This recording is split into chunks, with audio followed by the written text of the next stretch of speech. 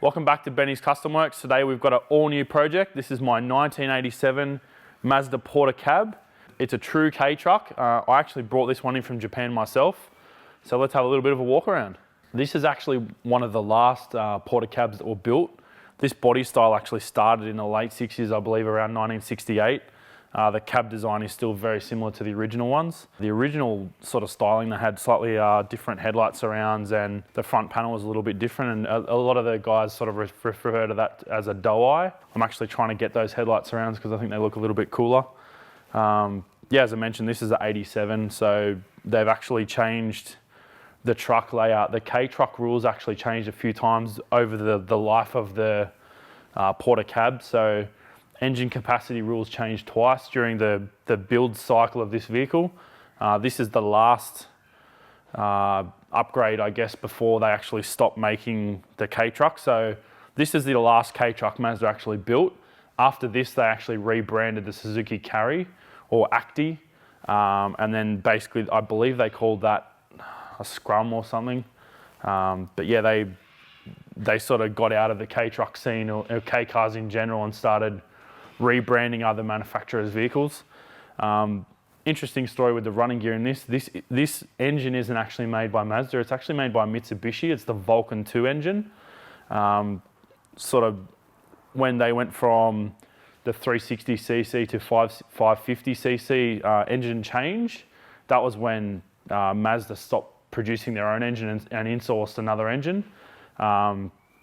Mitsubishi also used this engine or a variant of this engine in some of their Kei vehicles. It's a pretty basic engine. The earlier version of this engine had a timing chain, but our particular one has a timing belt. We're actually going to change that today because I don't know how old it is. As I mentioned before, they changed dimensions and stuff on Kei trucks as they got newer. So the really early ones, the tray is a lot shorter. This tray is actually the same length as my Falcon Ute, believe it or not. So it's quite a large tray for the size of the vehicle overall. All Kei trucks have to have 10-inch wheels. I'm not sure why that is, but that's one of the rules for Kei trucks is they run a 10-inch wheel. Obviously, they're bound by dimensions, both length, width, and height. So it's quite a compact truck. You can see by obviously how small it is on our hoist. We don't have a massive hoist, but you've got like at least a meter here between the edge of the truck and the hoist, and it's nearly the same on the other side. So the cabin's pretty sparse. The later models have wind-up windows, so the real early Porter cabs actually have a two-piece sliding glass system. But our one, obviously, because it's the later one, has the wind-up window with the quarter vent. So pretty cool little features. Our one's also got a stereo. The real early ones didn't have a radio. It doesn't actually work anyway because it's AM only and it's Japanese frequency. I'm not too fussed on putting a later stereo in it because I don't want to cut the car up. It's super original and clean. This thing actually has only 22,000 kilometers on it from new. I've got all the documentation from this thing. I've even got the license plates it was last registered with, which is a bit of a rarity. So the plates under our Australian plates are actually the Kei plates that I got it with. They're not the original plates for the vehicle. It's definitely been re-registered at some point, but it was cool that we were able to hold on to those plates. Come around here, there's not much really to look at. It's pretty original, as I mentioned before. I'm pretty confident this door's actually been replaced at some point. It's got the Porter cab badge on this side. They don't actually run the badge on both sides for some reason, which is pretty interesting. It's pretty sparse down the back too. There's no sort of side moldings or anything on the tray. So the battery's just tucked neatly in the side there. A cool little feature of the Porter cabs though, anyone that's sort of into MX-5s, you'll probably recognize the taillights. They're a sort of a round, sort of retro looking light, and everyone retrofits those to NA MX-5s. You can buy kits to actually put those in the taillights. But yeah, probably little known fact, they're actually from this truck originally. So pretty cool little truck, and I really like cruising around in it. You definitely can't go far in it. It's limited to about 85 k's an hour, so it's cool for zipping around town, but I've driven it to Sydney once and I didn't like it. This truck can carry 350 kilos. I wouldn't want to try and go up a hill with that sort of weight in it. The whole truck actually only weighs 600 kilos, so considering that it can carry more than half of its own weight in a load, that's pretty impressive. Pretty cool little truck. And yeah, as I mentioned before, the load bay is actually quite large. So the length is the same as my Falcon, and it's actually about 1,300 wide. So it means you can put a pallet in it if you want to. I mean, you'd probably want it to be a pallet of pillows or something, but wouldn't go trying to put a pallet of bricks in there because it's going to kill stuff. But cool truck, and I love cruising around in it.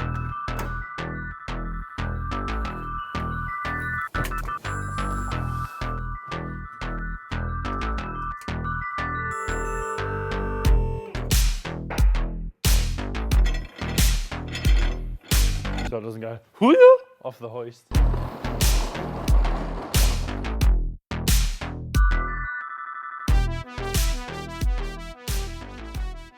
Even though our Kei truck has such low kilometres, it's actually quite important to change the fluids and things like that. Just because of the age of the fluids, it can still break down even though it hasn't done a lot of kilometres. So today we're going to go through and do all the fluids. We're going to do rear diff, transmission, brake fluid, obviously coolant because we've got to pull the radiator out to do the timing belt kit. We're also going to do the engine oil. I've also got a genuine Mazda air filter. I had to get a genuine one from Japan because there's nothing really available for this truck in Australia. We believe this is only one of 2 trucks in Australia. If you've got a porter cab in Australia, we'd love to hear from you. So give us a shout out in the comments if you've got a truck. But yeah, we're going to just go through, give it a good clean up. Same thing with the timing belt. Even though it's got such low kilometres, timing belts definitely fail from age as well as the Ks. I've seen more so European stuff. When I used to work at Ichiban, the old boss Mike had a BMW 323i that actually stripped about 8 teeth off the timing belt. Had 74,000 Ks on it, but it obviously never had a belt put on it. So that was a pretty expensive lesson to learn. It actually required a full top end rebuild, which I unfortunately had to do, and it was a horrible car to work on. Really weird rocker gear on them. It's got like an eccentric adjustment, not a nut adjustment. So interesting to learn on that, but not something I'd like to do again if I can avoid it. Actually draining these fluids, they look fairly new, but considering the cost of oils compared to things like transmissions and diffs, especially in a country where this vehicle is not native, so it means parts are going to be super hard to come by. Oil and other fluids are a nice cheap insurance to make sure that your oddball import lasts the longest possible time. So yeah, I'd also always recommend to just do fluids whenever you buy a new car, especially stuff that's old, like this thing's 32 years old or something now. So making sure that you change fluids regularly will make it last longer. And also just people don't always keep accurate maintenance records. Sometimes they fudge them to make the car look better. Or what's more common is actually that you don't get any paperwork with a vehicle this old. Luckily for me, I've actually got all the paperwork from this truck. So once we're finished under here, we'll have a quick flick through and you guys can see what I ended up with. Pretty cool. I can't read any of it because it's all 100% in Japanese, but even just to have all the paperwork from this truck from when it was in Japan was pretty cool. I'd say looking at this truck that it was probably owned by like an older gentleman. A lot of these Kei trucks, especially the older ones I've seen running around, they do like 2 Ks a day, literally running between their house and their little their rice farm. It's super common in Japan to see just the older dudes cruising around in these, and they're just awesome. I love them. Like it's kind of the quintessential thing you see in Japan. Like these things are running around the countryside flat out. You probably see the older ones more so out of the main cities. Where we sort of hang out down near Rob's, we see these all the time. As I said, older dudes driving them, and they're always the older models too. They're not new ones. So it's cool to see that there are still some old cars kicking around in Japan, and they all haven't been either scrapped or sent to New Zealand or Australia or other countries. So yeah, cool little bit of story to this particular truck, and we'll flip through the books in a minute.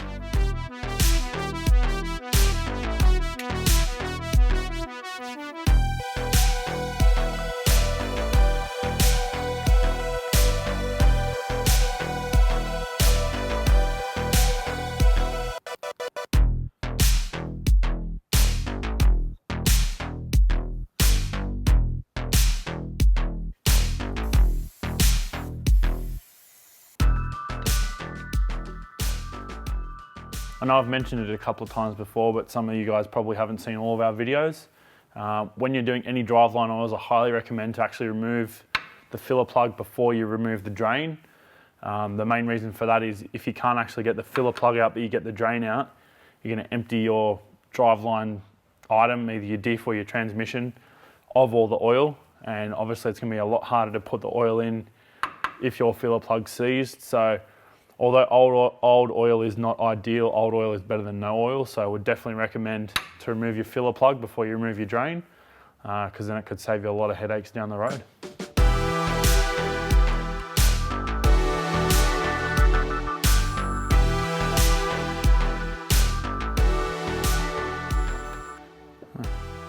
As with the transmission, this oil actually looks pretty good, but as I previously mentioned, oil's a lot cheaper than a diff, so more than happy to change the fluids regularly in the truck to make sure that it lasts as long as it's possible.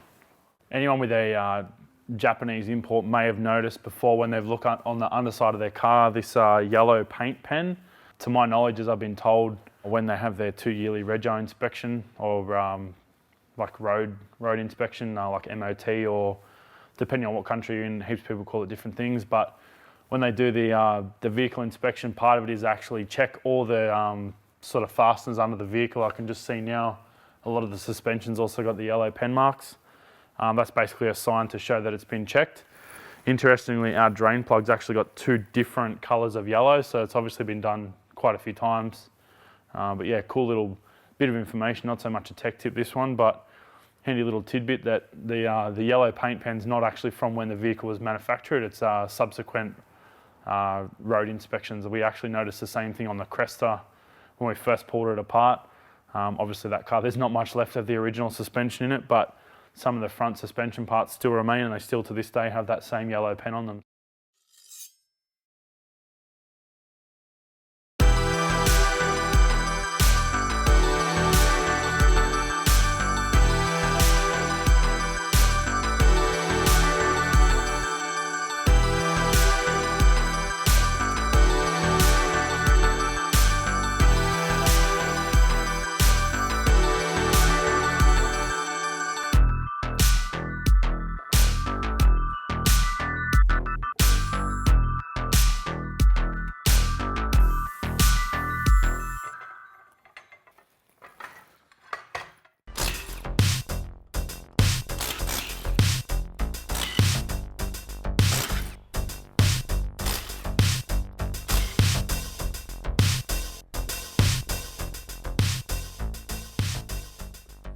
Some of you guys may have noticed us using this before. Normally we use it just sort of sitting in the top of the reservoir for brake bleeding.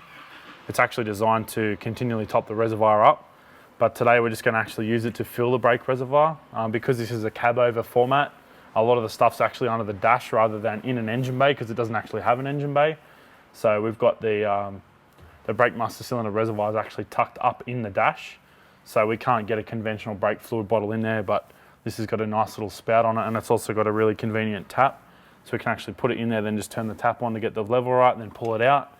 The only thing is obviously this is an automatic refiller, so because we can't do the automatic refilling function in this position, we'll just have to be really mindful of checking the fluid level as we're bleeding the brakes, because if you suck it dry, it's actually going to mean you've got to re-bleed the whole system. And generally when that happens, when you're on the right-hand front, which is in a right-hand drive car normally the last wheel to bleed, so when you run it dry, that means you've got to start all the way around again, which basically doubles the time on the job. So be super mindful when you're bleeding brakes to make sure you don't run out of fluid in the reservoir.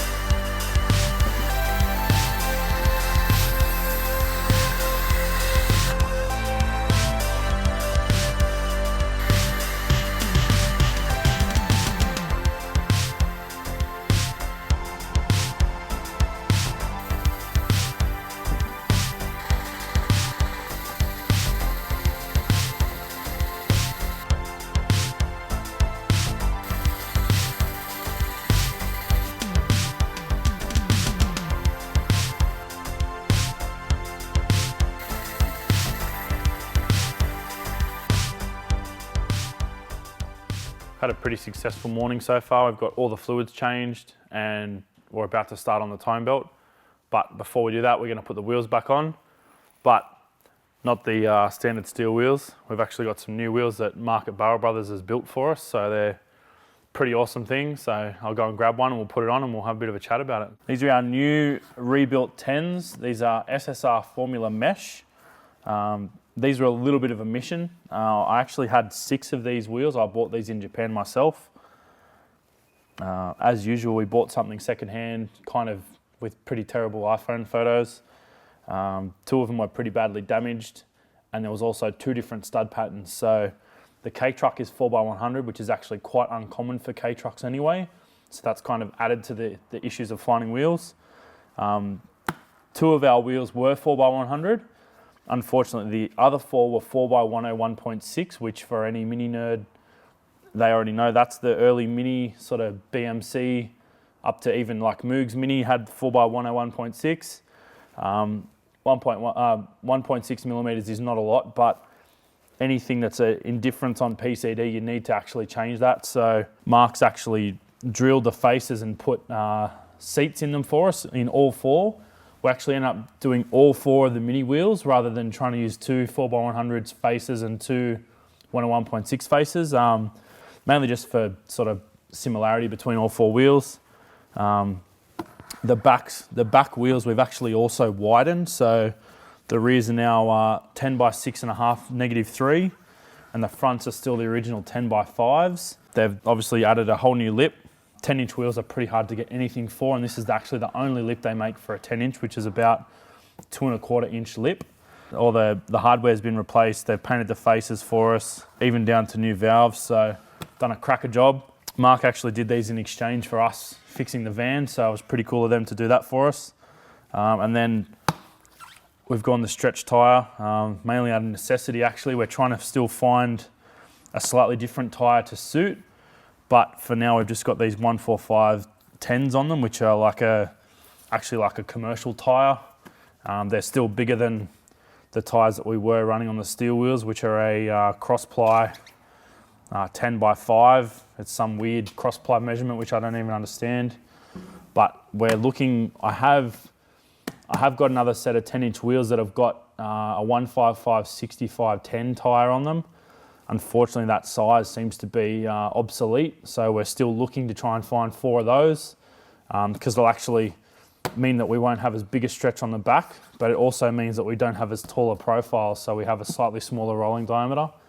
And in the future, when we lower this, it'll mean that the tyre's going to be smaller, which means we can actually bring the car down more without scrubbing issues. Because the goal at the end of the day will be to sort of make this thing pretty low and cool and just cruise it around locally and maybe take it to some car shows. We're not putting a rotary in it. For the 10,000 people that are going to comment in the comments, it's not getting a rotary.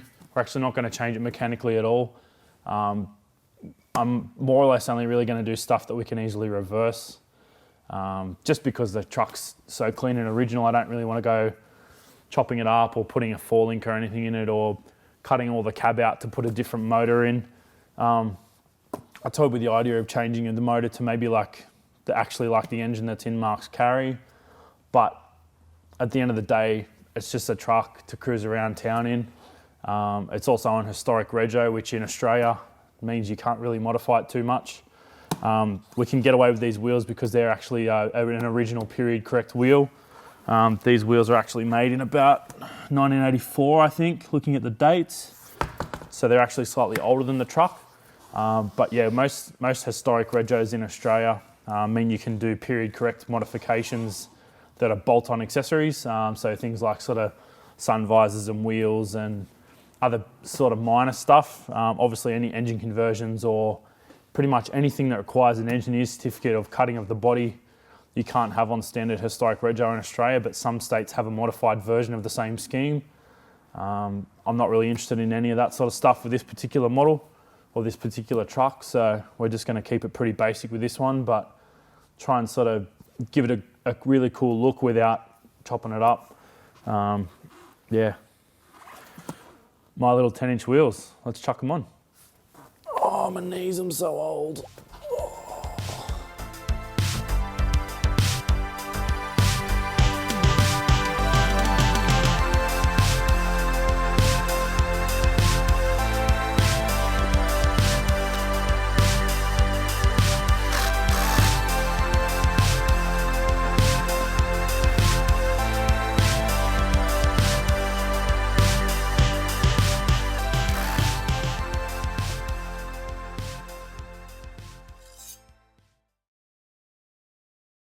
We're about to jump into the time belt and service part of the Kei Truck today, but I thought I'd quickly get this file of paperwork out that I got with the truck. I haven't really actually gone through this myself. I totally forgot about it until today. So it's going to be pretty cool to crack this envelope open and have a look what we've got sitting inside it. This looks like the service book, I think. No, the owner's manual. Shows you all the details of the vehicle, just like any other owner's manual. Obviously it's all in Japanese. It's a cool looking picture. Shows you the jacking points. Don't get on a train line. Cool little book. I think these might be service or possibly the rego inspection paperwork. Yeah, wow, that's cool as. So that's a service, another one, 2 services, another one, 3 services, 4 services, 5, 6, probably another service. Yep, 7. Looks like the Mazda service book. It's pretty involved. It actually looks like it's for all of the commercial vehicles that Mazda offer, not just the little porter cab. So it's pretty cool. It's actually never been filled out even.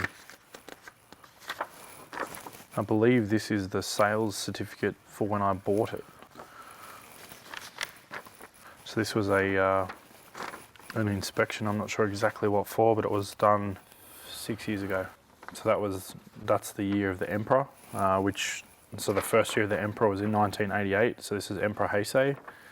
And then obviously, so in Japan they don't use sort of Western calendar years, they use years of the Emperor.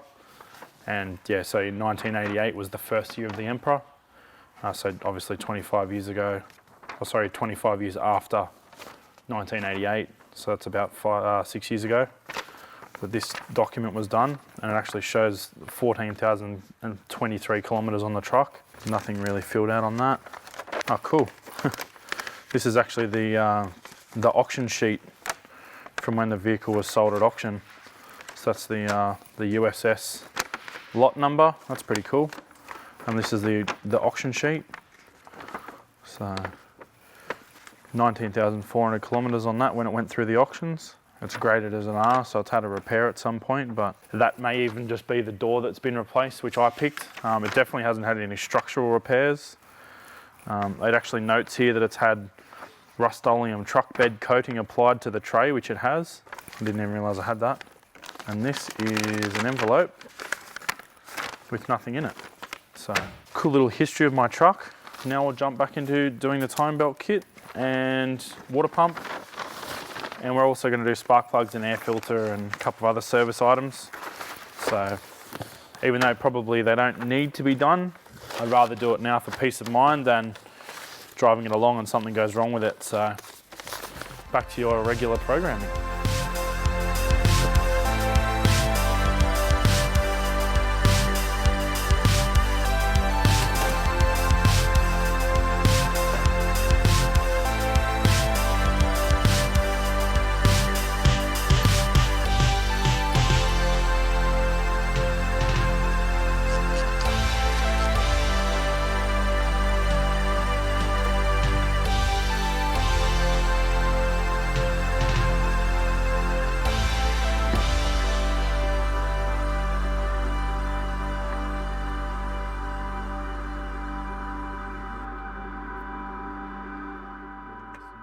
So I've had a slight fail. I actually ordered the wrong oil filter. Obviously there's no way to look up a Mazda Porter cab with the correct Australian part number oil filter. I ordered a Z386, which was a Ryco filter. Unfortunately, it's actually wrong. I think it should have been a Z436. I've actually got a Subaru Genuine filter here, which I actually had on this beforehand. I was just trying to be cheeky and use not a Subaru filter, but this one worked last time, so I think we'll just keep running with them. So this is just the Subaru EJ oil filter, the basic Joe Blow Subaru filter, which is actually also a common filter to Mazdas.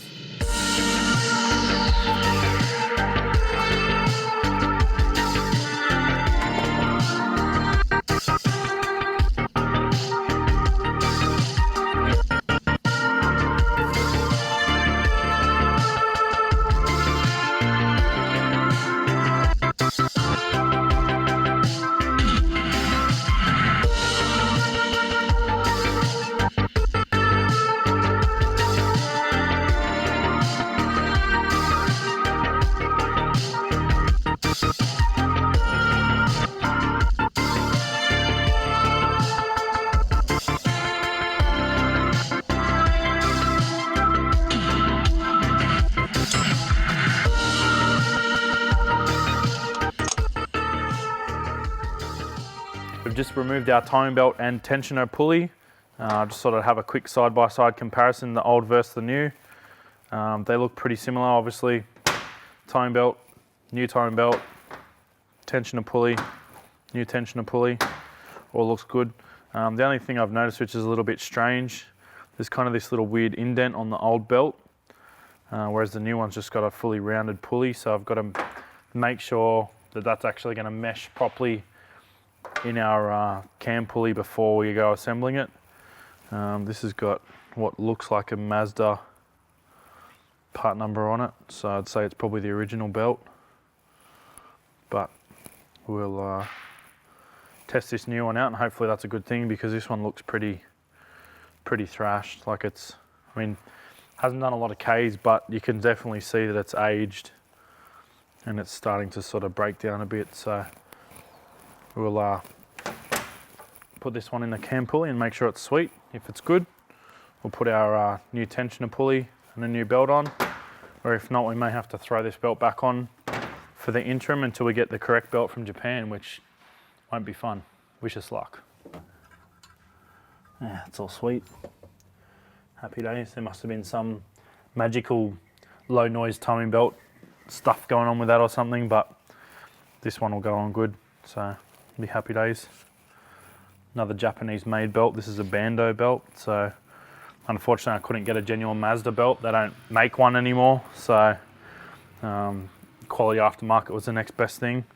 Same thing, there's 0 listings in Australia for this stuff, so pretty much have to rely on a bit of Google Translate, and if we get super stuck, some of the guys over in Japan help us out. So, but yeah, new belt, fits in good, so we'll continue pulling stuff apart. We've also got a new water pump, so before I go pulling that one off, I'll actually put the new one on sort of side by side to make sure it's the right thing, because if it is not the right one, I don't want to go disturbing that. I mean, it feels perfectly fine, but while we're in here, it makes sense to change the water pump while we're doing the belt and everything else. But worst case, if it is actually the wrong water pump, we can leave that one in there, so we'll see what happens.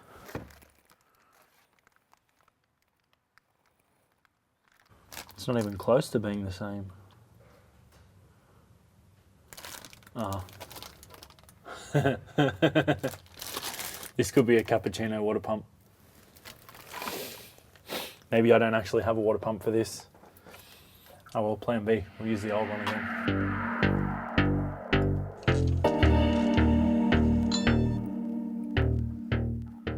Not all timing belts are actually marked which way they rotate. Some belts are actually directional.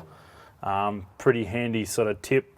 Generally, if you're at the front of the engine, you want to be able to read the writing correctly. So in this case, standing here looking back at it, you have the writing so you can read it, not upside down like that.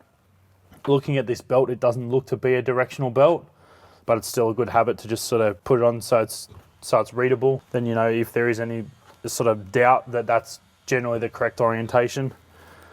There's no documentation with this belt to say either way, but that's sort of how I've always done it, and we've never had an issue with that sort of method. So handy little tip to just put your belts on so that you can read them when you're standing in front of the engine. Now that we've got the belt on the engine, it's a good habit to also get into just rotating it around a couple of times, keeping in mind that every crank rotation is only half of a cam rotation. So to actually get it back into the timing position, you need to do either 2 or 4 rotations of the crank to get the cam in the correct position.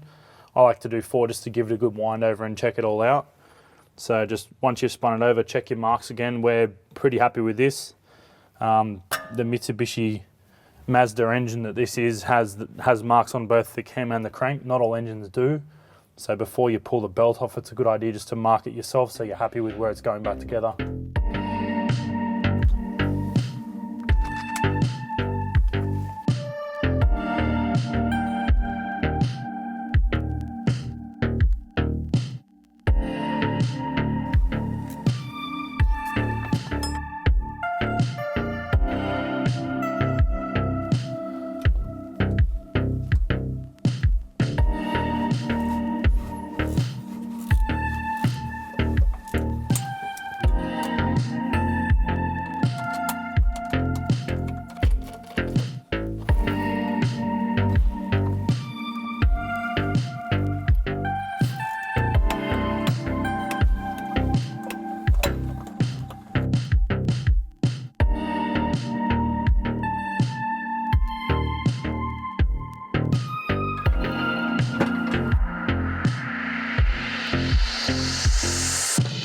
It's a small radiator, man. It's like motorbike size.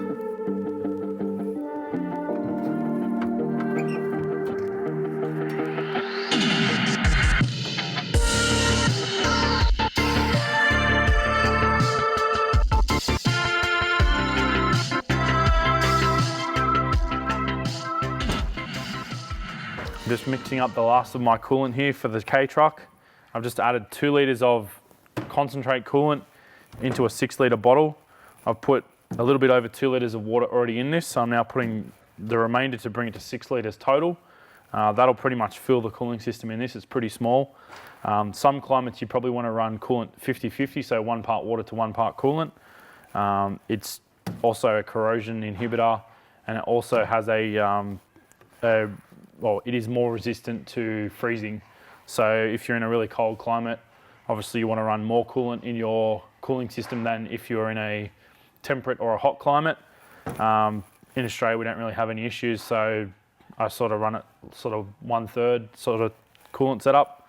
But yeah, in real cold climates, you've got all potential to freeze your coolant, which can then crack blocks or damage radiators. In Canada and North America, they even run block heaters. So in the winter, you actually plug your car in at night time and it actually keeps the coolant warm so it doesn't freeze. That then obviously circumvents the cracking blocks and damaging radiator problems. So mixing this up's pretty important depending on your climate, but yeah, 2 to 1 in Australia is fine, in most sort of temperate climates. But we'll continue pouring this in and we'll tip it in the car. Ta-da.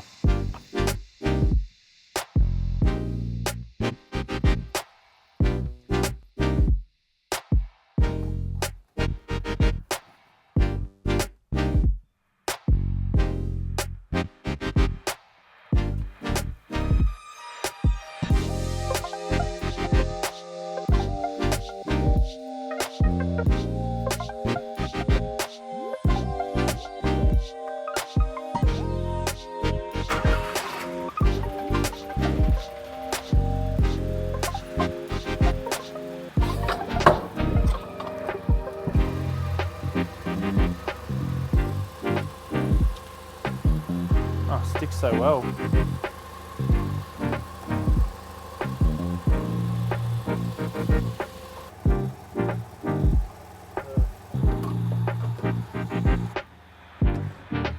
See you later, old air filter.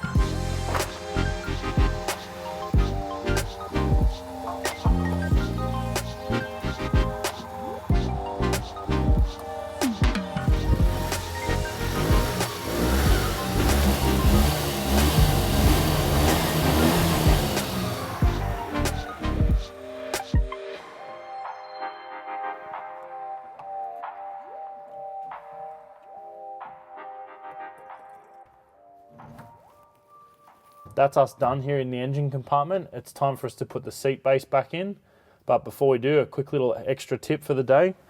When you go to put your seat base in, this is a really good tip for the back seat as well.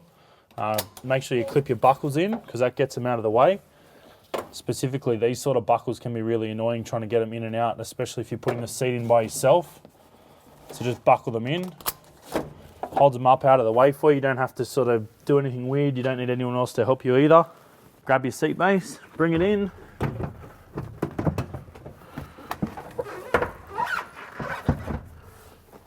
It's easy as sliding it in and unclipping the seat belts, and you're perfect. No more trying to pull the seat belt buckles back through, latch it down, and then you're done. Ta-da. Well, that's us done for the day on the Kei Truck. We've got heaps of stuff done. We've got our tone belt done, got our spark plugs done, done all of our fluids, so everything's top notch, ready for some cruising. I'm pretty happy, and we'll see you guys next time.